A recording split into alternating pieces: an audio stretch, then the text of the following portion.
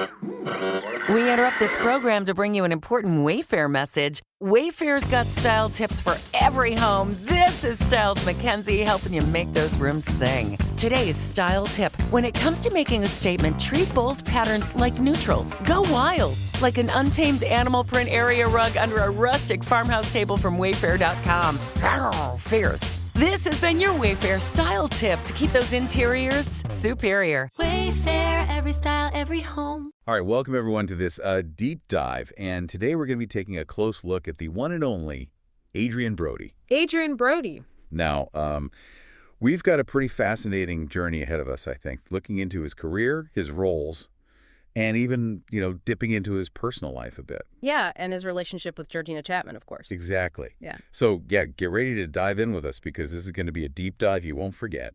Yeah, I think what's so interesting about Brody is this sort of interplay between these incredibly intense emotional roles that he's taken on, but then also dipping his toes into all these other genres, too. Yeah, it's true. It's true. Which is really exciting, I think, as an actor, to not be kind of pigeonholed into one sort of thing. Yeah, you get the feeling he really likes to challenge himself and doesn't want to be, kind of stuck in a box. Exactly, exactly.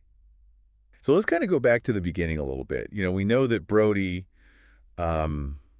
was interested in acting from a young age. Yeah, it seems like this was something that he was drawn to from really early on. But it was really The Pianist back in 2002 that really kind of catapulted him, I think, into, the stratosphere. Yeah, The Pianist was huge for him. And, winning an Oscar for Best Actor at 29, I mean... Unheard of. It's unheard of. It's crazy. Like, how do you even process that at that age? And for such a serious film as well. Exactly.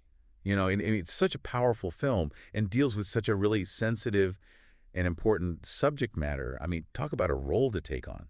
And just thinking about the kind of dedication that must taken to really inhabit that character. I mean, the weight loss, the isolation, Method acting at its finest. It's unbelievable the lengths he went to really get into the headspace of that character, Well, and I think you really see that on screen. Oh, absolutely. It's not just like you're watching him act. You really feel the emotional weight of what he's going through. Yeah, it's a film that definitely stays with you, for sure. For sure. So I'm curious, though, like after a role like that, right, that's so defining. Where do you go from there? Where do you even go, right? Yeah. What's interesting is it seems like he just kind of went in a totally different direction. He did. And almost like he was making a statement, Yeah. Like, don't define me by one role, right? And I think that's such an important thing for an actor to do, especially after such a big success, because it would have been so easy for him to just get offered similar roles over and over again. Right. And, then you look at something like The Village. The Village, yeah. Which, totally different vibe, right? Oh, completely different, yeah. It's like, Shyamalan and his twists and turns, and it's got that sort of, unsettling atmosphere. Yeah, and the kind of mystery that goes on throughout that film. It's like a world away from The Pianist. Yeah, totally. And then you have King Kong, which is, epic adventure, larger than life, Yeah, just massive in scale compared to something like The Pianist or even The Village. It's such a wild swing, Yeah. What do you think he's kind of seeking with those choices? I think it shows he's really drawn to stories that offer him a new challenge, Yeah. Different ways to explore human emotion, different experiences. It's like he's not afraid to take risks, even if it means going outside his comfort zone. Absolutely, and I think that's what keeps things interesting for him as an actor, but also for us as an audience, We get to see him do all these different things. Totally. And even something like Predators. Yeah, that's a good one. Straight up action movie, You wouldn't necessarily expect that from him. No, but he pulls it off. He does. It just shows his range, Totally.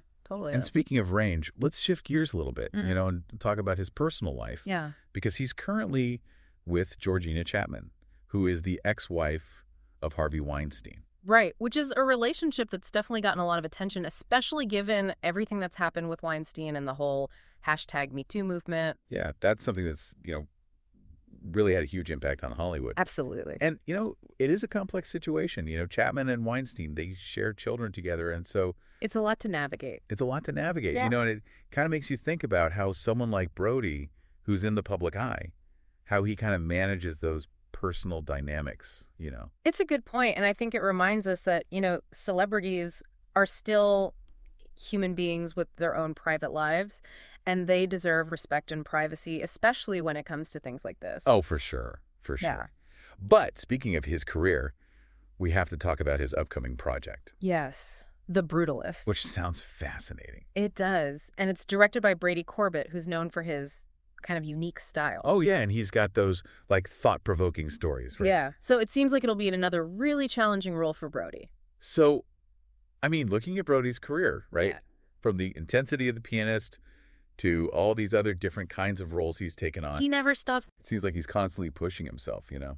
And I think that's a great takeaway for us as an audience because it means we get to see him constantly evolving and trying new things. And, that's exciting.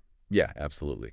He's not afraid to kind of take us on a ride with him. Exactly. So, as we sort of wrap up here, something for our listeners to think about. Okay. Yeah.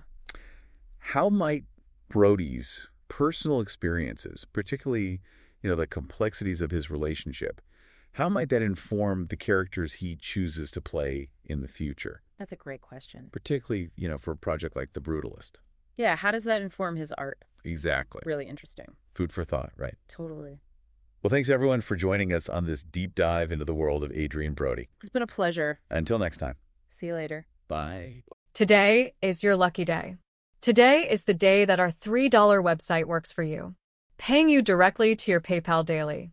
Imagine $3 ongoing continuous payments to your PayPal account. Imagine falling asleep and waking up to $300 in your PayPal account. How would this make you feel? How could this help you?